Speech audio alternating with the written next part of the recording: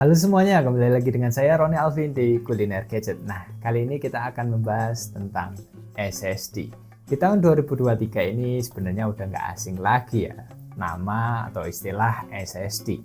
Tapi ternyata masih ada banyak orang di luar sana, teman saya sendiri, bahkan sanak keluarga itu yang nggak tahu mengenai SSD. Atau mungkin kalau tahu, dia hanya sekedar paham SSD itu apa, tapi tidak paham bedanya antara SSD jenis A, B, atau C, ataupun generasinya. Nah, di sini saya akan membahas 3 jenis SSD. Yang pertama SSD 2,5 inci, SSD M.2 SATA, dan M.2 NVMe yang paling sering kita jumpai di pasaran. So, seperti apa kelanjutannya? Let's check this out.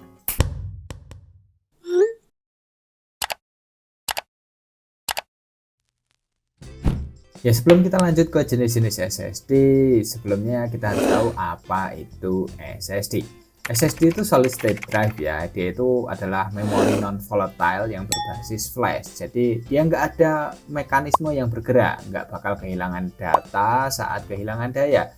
Form faktornya biasanya ringkas, tahan guncangan dan hemat daya, dan transfer rate datanya jauh lebih tinggi dibandingkan hard disk. Ya sebenarnya mirip sama flash disk lah ya, cuman kecepatannya jauh lebih tinggi. Beda banget sama hard disk yang masih mekanikal, pakai piringan, lemot, mentok di 100 Mbps, itu kalau bagus banyak masalah, nggak tahan guncangan, dan banyak banget masalahnya. Apalagi kalau udah ketemu update, Windows update ya, itu lama nggak kelar-kelar, apalagi blue screen. Dah emosi doang bawaannya.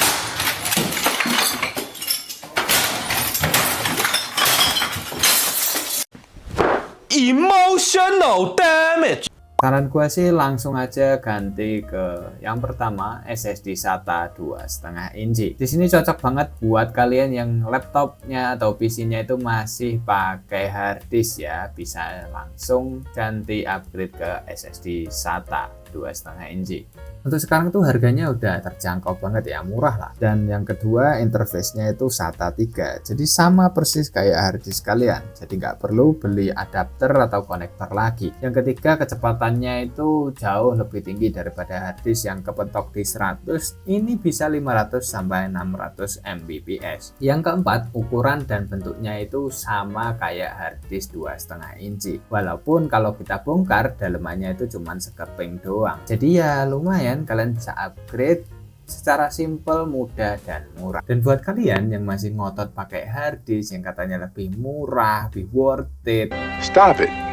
Get some help. kalau PC kantor kalian masih pakai hard disk, buang aja men, daripada kalian nanti bingung sendiri kalau udah kena error. Apalagi kalau udah dikejar deadline, kena auto update, atau mungkin kena crash lagi, udah nggak bisa ketolong itu. Apalagi dengan harga SSD yang sekarang itu murah-murah banget, nggak ada alasan lah tetap pakai hard disk. Udah ganti aja langsung ke SSD. Sekarang lanjut ke nomor 2, SSD M.2 SATA NGFF. Kilas nggak ada bedanya sama SSD M.2 pada umumnya. Ciri khasnya dia itu punya ompong 2 di giginya, yaitu B key dan M key. Secara garis besar nggak ada bedanya sih M.2 SATA dengan SSD 2,5 inch dari segi performa. Tapi kalau dari segi bentuk jelas berbeda. Dia lebih ringkas dan lebih enteng. Dan kecepatannya memang secara spek itu nggak beda jauh ya harusnya, karena sama-sama SATA 3. Akan tetapi dia itu biasanya lebih stabil aja, dan TBW-nya biasanya memang lebih tinggi sedikit daripada SSD 2,5 inch. Jadi ya kurang lebih seperti itu aja sih bedanya.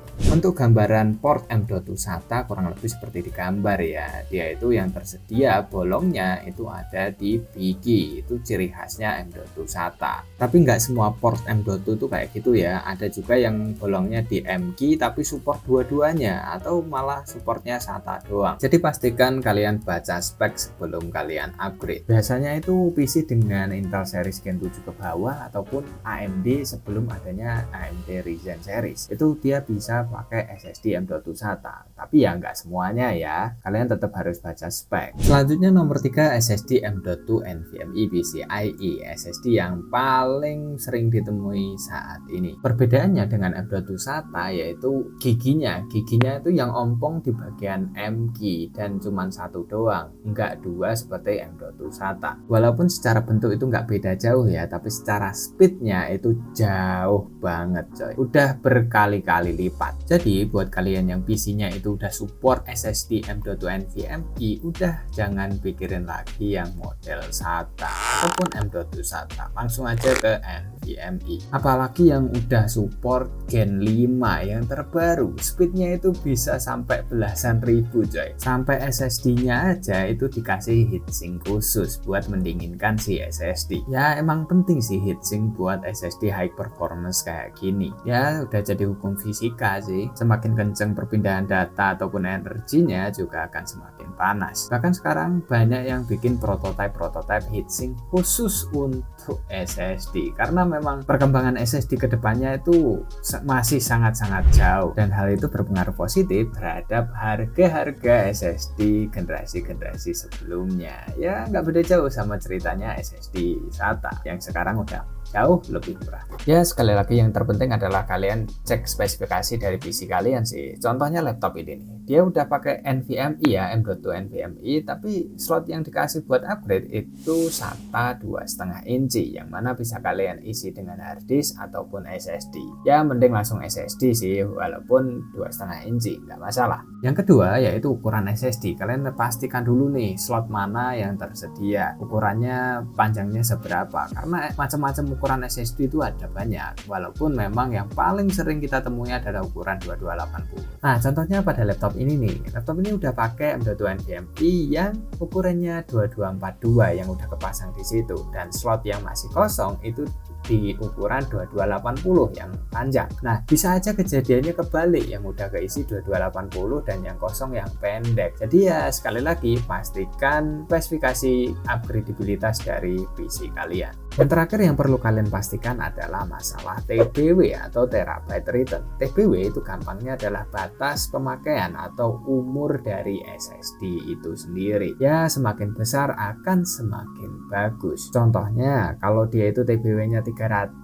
terabyte, berarti walaupun kapasitasnya SSD itu cuma 1 tera, tapi ditulis berulang kali, diinstal program, dihapus, kalian copy paste dan lain sebagainya, sampai di situ digit-digit yang tertulis di situ itu totalnya sampai 300 terabyte, maka secara teoritis SSD itu udah nggak bisa ditulis lagi, atau kalian nggak bisa copy file ke dalam SSD tersebut, walaupun SSD itu masih berfungsi, masih bisa dibaca, tapi udah kalian nggak bisa lagi menulis data-data atau nyimpen file lagi ke dalam SSD tersebut. Secara teoritis memang seperti itu, dan biasanya terabyte ini juga mendasari adanya garansi dari vendor ataupun brand SSD kalian loh. Contohnya di sini Samsung ya. Di sini Samsung itu ngasih garansinya itu 5 tahun, tapi selama 5 tahun dia itu ada batas TBW-nya, dan semakin besar kapasitas SSD-nya juga akan semakin besar TBW-nya. Mana yang lebih cepat terpenuhi, maka itu mendasari batasan garansi dari vendornya. Ya mending sih kalau kalian beli SSD, mending beli yang agak besar kapasitasnya, karena TBW-nya itu juga lebih besar. Jadi ya kalian harus pertimbangkan matang-matang SSD mana yang paling cocok dengan sistem kalian. Jangan sampai kalian kecolongan, apalagi buat kalian yang mau beli PC bekas ya. Kalian harus cek bener-bener SSD seperti apa yang dipakai di PC kalian.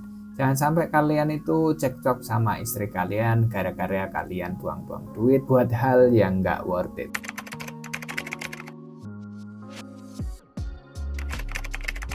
Well, kesimpulannya dari ketiga jenis SSD itu sesuaikan aja lah dengan budget dan sistem yang kalian punya. Kalau memang laptop kalian ataupun PC kalian yang supportnya cuma yang 2,5 inch, ya ganti aja ke SSD 2,5 inch. Jangan pakai hard disk, udah ketinggalan banget dan lemotnya Masya Allah, udah lupakan saja hard disk. Jadi pastikan SSD yang kalian beli ataupun yang kalian ingin beli itu sesuai dengan sistem kalian, supaya sistem kalian optimal dan uang kalian nggak boros-boros amat. And see you on the next video.